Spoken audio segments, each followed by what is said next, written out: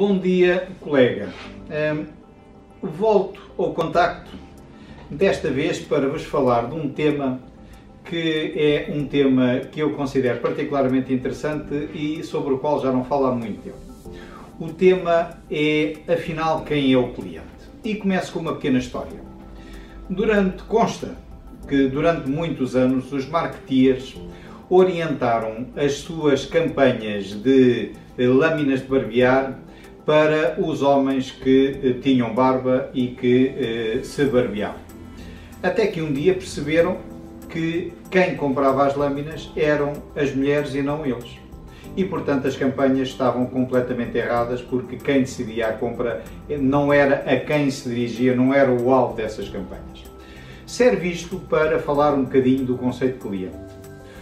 O conceito de cliente é, ainda hoje, e eu assisto muito a isso, por exemplo, nas entrevistas que faço como profissional de Executive Search, e às vezes pergunto aos candidatos exatamente para ele quem é que é o cliente, e vejo uma enorme confusão.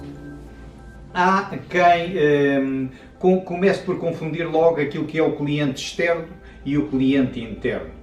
E está na moda dizer que o cliente são as forças de vendas, o cliente é o vendedor, o cliente são as pessoas internas, porque com base nesses é que se conseguem as vendas. Há quem defenda isto. Há quem defenda que o cliente é o utente, é aquele que verdadeiramente utiliza o produto, e esse é que é o cliente. Há quem defenda que o cliente é quem paga o produto, porque quem paga é que quem decide a compra e é esse que é o cliente. Enfim, há uma enorme confusão sobre quem é verdadeiramente o cliente. E o que é que isto acontece? O que é que isto origina? Origina que, se não temos uma segurança absoluta sobre quem é o cliente, provavelmente todas as estratégias de marketing falharão. Se eu dirijo os meus esforços de marketing a quem se barbeia e quem decide a compra são as mulheres que vão ao supermercado dos homens que se barbeiam, por exemplo, neste caso concreto, e era uma situação histórica e um exemplo de livro histórico há muito conhecido, se as campanhas são dirigidas a um determinado segmento de pessoas e quem decide a compra é outro, provavelmente aquelas campanhas de marketing são um enorme custo e têm muito pouco de investimento. Dito isto, é importante definir então qual é o critério que nós devemos utilizar para definir quem é o cliente. E o critério é, naquilo que explica Kotler e muitos outros marketeers que pensaram sobre este tema, é quem decide a compra. Quem decide a compra é que é verdadeiramente o cliente. Esse é que decide, esse segmento de pessoas que nós devemos dirigir as nossas campanhas. E isto clarifica logo vários aspectos. Não é cliente a força de vendas. O cliente, por exemplo, de uma força de vendas farmacêutica, é quem decide a compra e não são as forças de vendas que decidem a compra. Se eu não posso orientar as minhas campanhas de marketing, como é lógico, para a força de vendas, eu tenho que orientar as minhas campanhas de marketing, por exemplo, são produtos vendidos na farmácia, para o farmacêutico, para o dono da farmácia, para quem dentro da farmácia decide a compra. E, portanto, primeiro aspecto, perdoem-me se vou contra a opinião de muita gente, o verdadeiro cliente não é o cliente interno, o verdadeiro cliente é quem lá fora decide a compra dos meus produtos e com isso me paga as faturas com as quais eu vou remunerar a minha força de vendas. É evidente que a força de vendas é importante e é um cliente instrumental para isto, mas o verdadeiro cliente é quem define a compra.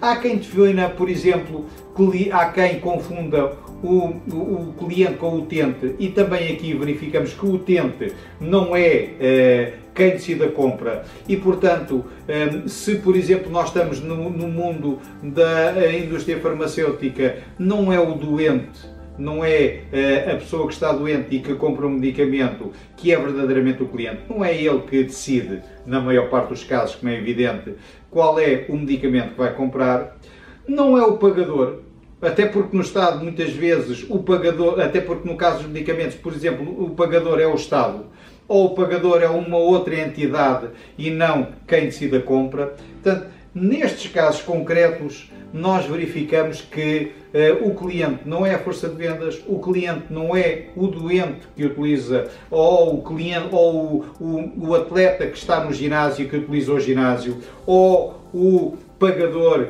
que é aquele que paga, onde, por exemplo, o Estado acaba por ser pagador em muitos casos, e muitas vezes os pagadores não são verdadeiramente os clientes. O cliente é quem decide a compra. E, portanto, no caso, por exemplo, de um medicamento farmacêutico, quem decide a compra é o médico ou é o farmacêutico e, portanto, verdadeiramente é este.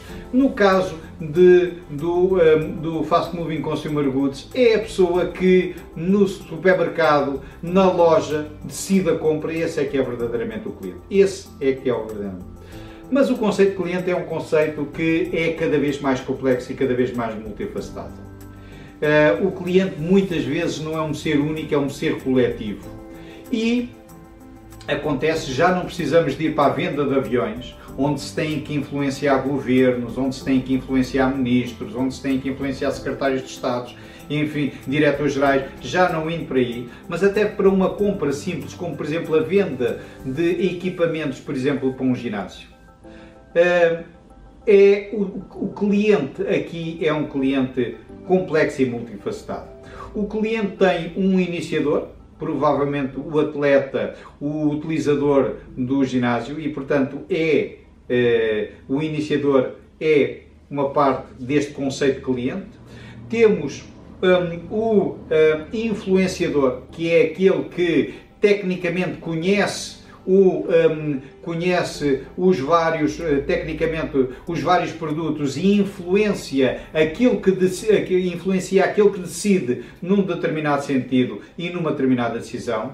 Temos a seguir o decisor, que é aquele que normalmente toma a decisão, em regra, o dono do ginásio. Temos a seguir, muitas vezes, aquilo que se chama em inglês, eu em português chamo-lhe autorizador, em inglês é o gatekeeper, é aquele que abre o portão ou fecha o portão. Muitas vezes é o diretor financeiro do ginásio e que diz há orçamento ou não há orçamento. E nos casos dos ginásios mais pequenos é normalmente a mulher do dono do ginásio, que essa é que decide verdadeiramente se ele compra ou não compra aquele equipamento. Temos o pagador, que muitas vezes, e neste caso, coincide com o decisor. E depois temos mais tarde o utilizador, que também é importante porque muitas vezes ele coincide com o iniciador. Portanto, como estamos a ver aqui, uma venda tão simples como um equipamento para um ginásio, o verdadeiro vendedor, quando pensa no cliente, pensa no atleta que frequenta o ginásio, pensa no técnico, normalmente no personal trainer ou no monitor do ginásio, no técnico que domina, pensa no dono do ginásio, que é quem decide, pensa na pessoa, no diretor financeiro ou na mulher do dono do ginásio, que é quem autoriza, e pensa depois até no pagador e naquele que vai utilizar. Como estamos a ver, é um conceito bastante mais complexo do que meramente falarmos só em quem decide. Este conceito é muito importante. Eu tenho visto muita confusão à volta disto e, para mim, quando não há clareza naquilo que é essencial, dificilmente se consegue pôr de pé uma boa campanha de marketing. E, portanto, é fundamental nós termos uma noção clara de quem é o cliente para podermos definir estratégias de negócio para as organizações. Hoje fico por aqui. Muito obrigado. Volto dentro de uns dias.